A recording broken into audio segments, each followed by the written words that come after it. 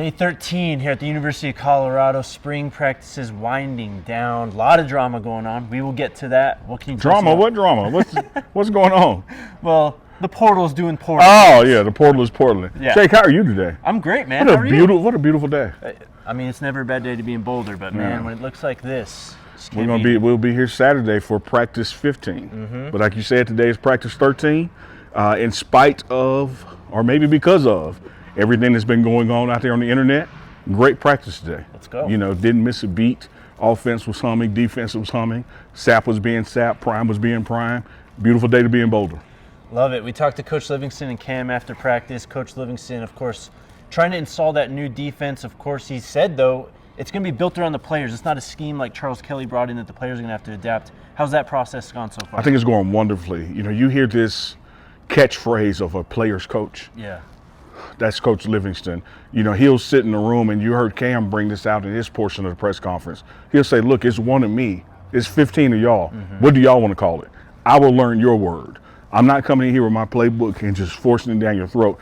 I'm evaluating talent, what you can do well, and let's grow the defense around you and your abilities. And the guys are eating it up. You have a player of the day today?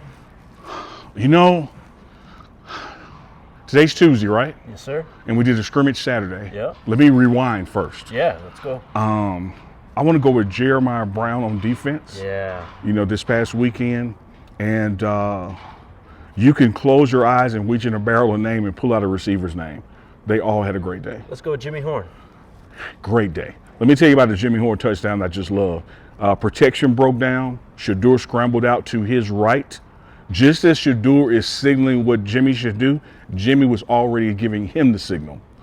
Broke open for a touchdown. I mean, their chemistry, their connectivity off the charts. You could easily pick Jimmy Horn for offensive player from the scrimmage. Beautiful. Seems like Shador and these receivers, you know, what we saw last year on the field, it's just being built upon. They're getting even better and better. The chemistry is just getting better and better also. Yeah, absolutely. And today, probably a tie of sorts. I saw the defense get the better of some things. I saw the offense get some better of some things. So I tell you who I will go with, and this is going to be the first time I've gone with this in now 13 practices in the book. Mark Fassett is punting the Let's go beam out of the ball. So you got right now, Jason Phillips is working with the punt returners, and there's a punt return by committee back there learning mechanics. So you got Travis Hunter back there, of course, Dylan, not Dylan Edwards, but Jimmy Horn Jr., some of the new receivers are back there, you know, learning the mechanics of it. But when you talk about the practice reps and the way Mark can sky that ball or kick it deep or angle it and make them do the things they have to do in the game, I'm going with Mark Fassett today, man. He performed. Let's get down to business. Let's Everyone's get talking about down to business. Savion Wilkerson into the portal. Yep. And then Dylan Edwards into the portal today. The running back room just seeing a lot of attrition. What's been going on? What can you tell the people? I can tell you what you just said. They were not at practice today. They were not in the building today. I think that this is one of those things, man, that you just have to look at the chronological order of how things happen. And I think it's just a red flag to college football out there. There are some people that do not want to compete. You know, it is no coincidence to me that when Coach Prime announced that Charlie Offerdahl was going to be a number 2, and then we sign a running back from Ohio State, 2 guys leave. Yeah. This is not the environment where you're going to be guaranteed anything. You know, Alton McCaskill, his own statement when he left, he wants to be the one somewhere. And if he's not going to be the one, he's not going. We don't negotiate like that. The best players are going to see the field. If you don't feel you can compete and become the best player, we wish you well in your future opportunities. Dylan Edwards, great guy, you know, very talented, had much success week 1 last year at TCU. Wishing him the best wherever he lands. But it just seems chronological order-wise that he left camp because someone was coming in. A lot of the questions are, you know, surrounding this kind of drama right now. Can you tell us or share any insight as to why Dylan entered the transfer portal? I haven't spoken to Dylan, right? So these are, again, just assumptions on my part based on the timeline. I do know this internally. When you look at what Pat Shurmur was developing for this offense, you know, Dylan Edwards was part of it. You heard his press conferences, how he was now featured in the pass game and the run game. You know, for you to have all that going for you and want to transfer for a better opportunity, because let's just keep it 100. These guys transfer for a better opportunity. Yep. And I can't knock you wanting a better opportunity. But I don't know what better opportunity than you have than when you're on a team with Travis Hunter, Deion Sanders, and you're still getting featured in the playbook. Yep. Like, I can't make sense of it where you think you're going to go and you're going to get more than that. Mm-hmm. There were schemes based on him. There were play calls drawn up based on him. As he said in a press conference a couple of weeks ago, he was excited about being in the pass game. Just last week, he asked me to mic him up for practice. Yeah. I mean, just last week. So when I look at the chronological order, Charlie goes up to firm 2. We sign a running back. He leaves. It just sends a message to me, you don't want to compete. Same thing with Savion. You know, he came from Jackson State with us, got here late. His waiver was approved. Mm-hmm. A lot of things were done to help him be able to transition smoothly. Scored a touchdown at TCU. Yep. You know, Dylan had that big day at TCU, and Savion still scored as well. So this running back room is always operated by committee, and everybody eats. Mm-hmm. But they chose to leave.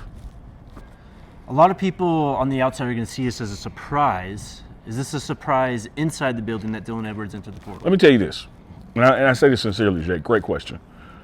I don't know a person on God's green earth that has been gifted with the level of discernment and forecasting that Coach Prime has. None of this stuff catches him off guard. He may not know that this guy was leaving on this day, but he's a great read of body language and attitude, and, you know, and kind of seeing that a guy, you know, is not really giving this all. Coach and I talked last night, and I'll tell you something I said to him, and he amened it.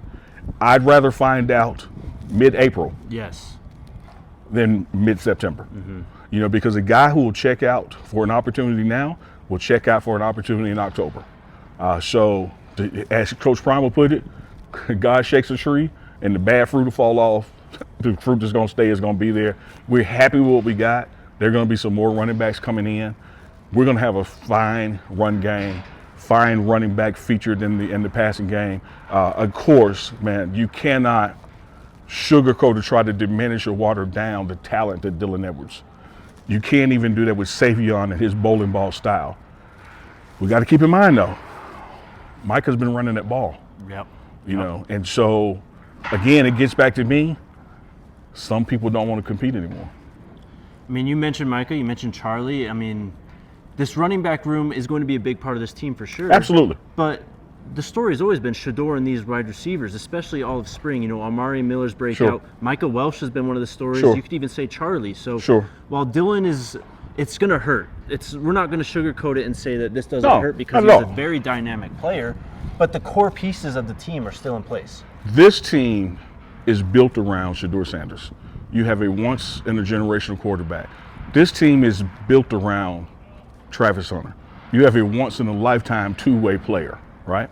I'm fortunate enough, I'm 53, I've seen 2 of them. I've seen Deion Sanders and now Travis Hunter, so I cheated. I got 2 in my lifetime. But most people out there only going to get to truly see this once in their lifetime. You have to predicate all you do around that talent.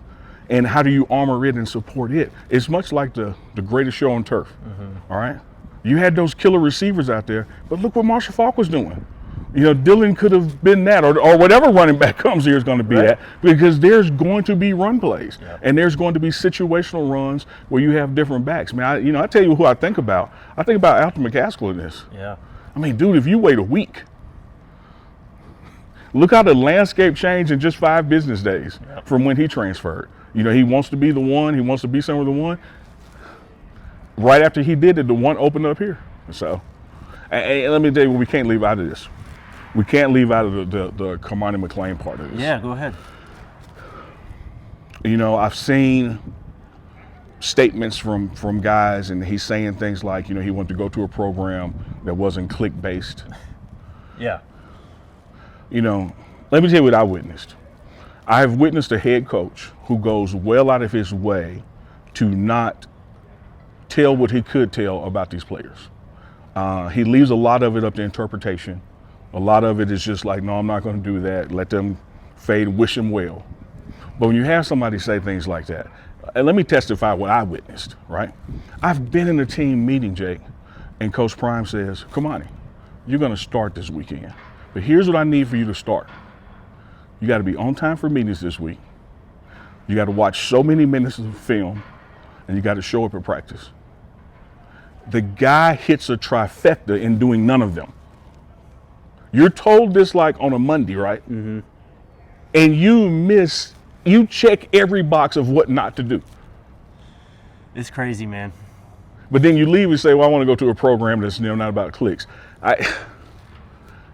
You got Kevin Mathis, Deion Sanders, now Robert Livingston. What cornerback would not want to thrive in that system?